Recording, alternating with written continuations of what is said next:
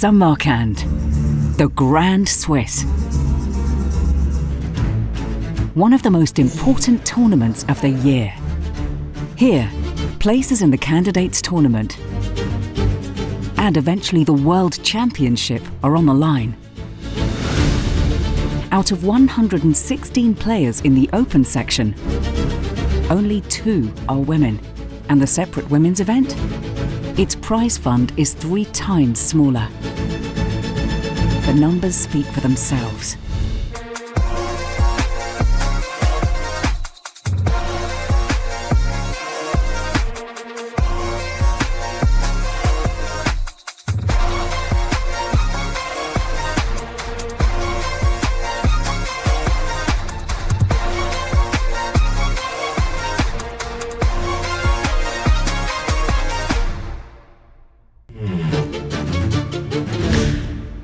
Let's actually go all the way to what is going to be probably our game of the day. They weren't supposed to meet.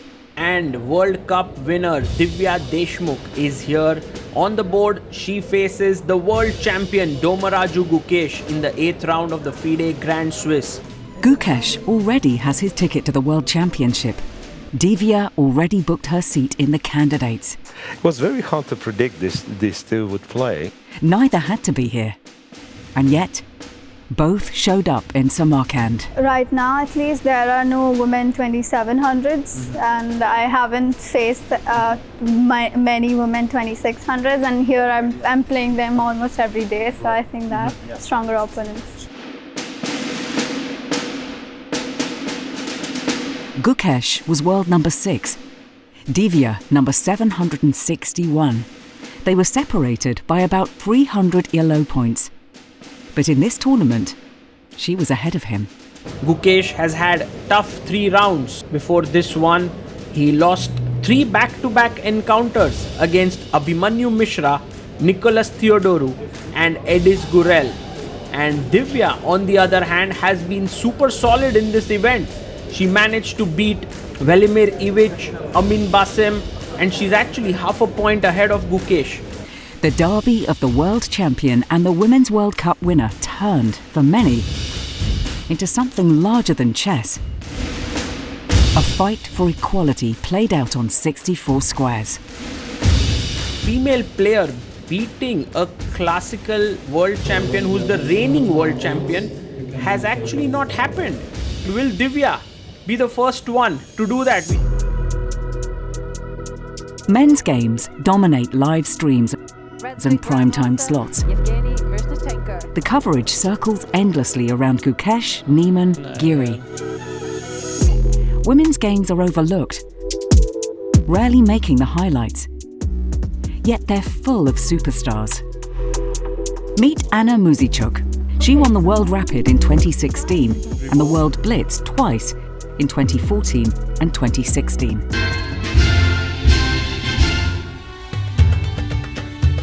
Then, Saudi Arabia was chosen to host the Women's World Championship. The reigning queen chose to boycott it, sacrificing titles for principles. The decision to skip the World Championships in Saudi Arabia didn't cost me sleepless nights and long arguments with myself. I knew I had to stand for the principles I believe in. 2025. Anna Muzichuk wins Norway Chess. It's the first time men and women play a super tournament on equal terms. The same format, the same prize fund. Only took us a century to get here. In Samarkand, however, the gap between the prize funds is vast. The open event offers a total of $625,000, while the women's event has a guaranteed prize of just $230,000. Well, usually the difference in prices is quite significant if you compare open and women's events, and also I can say that there are more opens tournament than women's tournament, so it's like, yeah, it's really a big difference. But if there will be more tournaments like Norway Chess, like Karen's Cup, this will be, of course, better for women. Divya admitted she was not even aware of the prize fund gap until pressed. It would be great to one day see that both of them have the same prize fund, and it would be quite nice. One of the early favourites of the tournament was Gukesh's compatriot, Pragnananga. Commentators couldn't stop talking about him. He was praised by fans from India. Even Magnus Carlsen called him the next prodigy from India.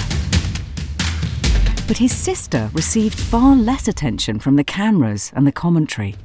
Yeah, I used to watch television a lot, so my parents wanted me to distract from the TV, so they put me in chess, drawing class, yoga class, whatever possible.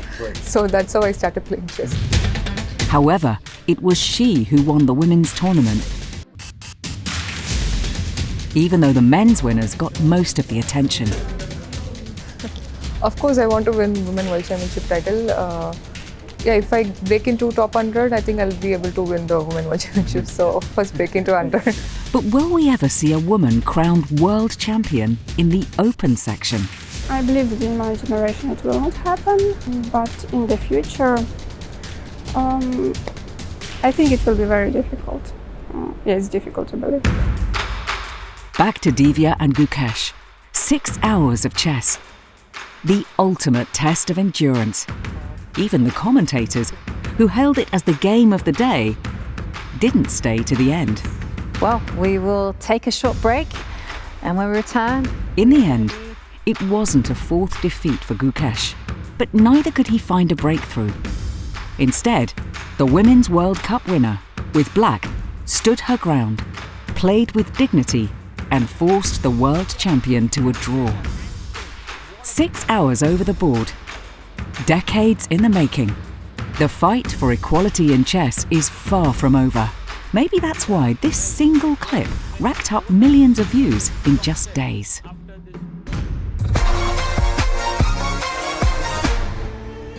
In Samarkand, she was too focused on the board. But now, Paris. A quieter moment in a city that recently named a street after her. A fitting honour for someone known worldwide as the chess queen. My name is Alexandra Kosteniuk. I'm the 12th Women's World Chess Champion. Chess usually unites everyone. Women, chess, men, small kids, old people. I mean, it doesn't matter. Well, I've always believed in women's chess potential because I think it's such a beautiful image of like beautiful women playing like such an intellectual game. So I've been a promoter of the game in general and of women's chess in particular. When I was starting to play chess professionally at the beginning of 2000, like the years, the century, there were almost no significant women's tournaments, no prizes at all, like, I don't know, $500 for the first prize was a huge prize at that time. The situation used to be very bad. Now it's changing and I see a lot of positive changes. I see a lot of tournaments for women-only tournaments with great and significant prize fund. So it's been developing very, very well. Right now, as it feels like we're on the verge of some beautiful and significant for chess in general, for women's chess in particular. So I certainly do hope to see many more tournaments and events and projects with similar prize fund for men and women. I talked to Judit Polgar once, and she said that by saying to a girl that she should become a women's world champion, you're kind of setting a bar much lower than it can be. And if everyone around a girl who's just starting to play chess, like kind of reminding her constantly every single day about this low bar, then she would not aim higher. That's one opinion. So another opinion is that those women's-only tournaments and women's-only titles are a great motivation for girls who are playing chess, and I think the answer is always somewhere in between. So there should be a golden middle. There should be like motivation for girls to stay in chess and to play in chess and to become professional chess players. But we should also encourage girls and professional women players to aim higher and to give them possibilities to participate in Open Grand Swiss, in Open World Cup that is coming, like in open section. Right now, we have much fewer female players in the chess world, and in order to promote chess among women, among girls, we need to have women's-only events, because such events, they give possibilities to develop and to become professional chess players for girls and women. I'd like to create this brand, like women's chess brand, and I'd like to see more corporate sponsors supporting this brand, because I think if we manage to create such a product, like a circuit of women's-only tournaments with a great prize fund, similar to what we have in tennis, right? Then the public will come, the money will come. I mean, it will attract whatever is lacking. Chess tournaments require a lot of traveling and a lot of time being away from your family. So yes, it is hard, but well, as a woman, you always need to look for balance. You need to understand what's more important. And yes, sometimes priorities change when you start a family, have kids. Of course, your focus shifts towards kids, but we've seen examples of many women that have many kids, that have family and still are on the top. So it is possible, it's harder, but well, that's your life. We've already seen one woman being in the top 10 overall, Judit Polgar. So if it was once possible, then it is possible, or at least I believe so. And I do hope to see a girl, yes, that will repeat the way that Judit Polgar already shown. Who you find tried to do so but stopped, so it was quite a brief period of time. Chess can be difficult and cruel, and fighting against those arrogant men also kind of tough. You need to be a fighter, you need to be like a great talented player, you have to work a lot, you have to combine in yourself so many factors together, have a very strong psychological side and mental side. So it's quite a combination, I must say. So I would be delighted to see many girls demonstrating that it's possible. With dedication, with love, with all these efforts, but it is possible. In today's digital age, businesses require more than just an idea. To stand out from the crowd, you need a strong digital identity. Get your unique domain name, because IT is you. September 2025. Not a single woman is ranked in the world's top 100. The last to break in was Hu Yifan at number 55 in 2015. That same year, Nigel Short tried to explain the gap by saying that Hu was an exception. His argument? Biology. Men have brains which are 10% larger. They also have considerably more grey matter. Women have very, very much more white matter. But history has already shown otherwise. Vera Menchik, the very first women's world champion, regularly entered open tournaments, defeating future world champion Max Over and US champion Samuel Reshevsky. Nevertheless, in the 1960s, Bobby Fischer dismissed women's players outright. Oh, they're terrible chess players. I mean, some are better than others, you know, but they may not play in men's tournaments. I don't know why. I guess they're just not so smart. In the 1970s and 80s, Georgia produced trailblazing champions. Nona Gaprindashvili, the first woman awarded the full GM title in 1978, and Maia Chiburdanidze, who at her peak climbed as high as number 43 in the open world list. But still, in the late 1980s, Garry Kasparov was insisting that chess was not for women. Then came Judit Polgar, who skipped the women's circuit entirely.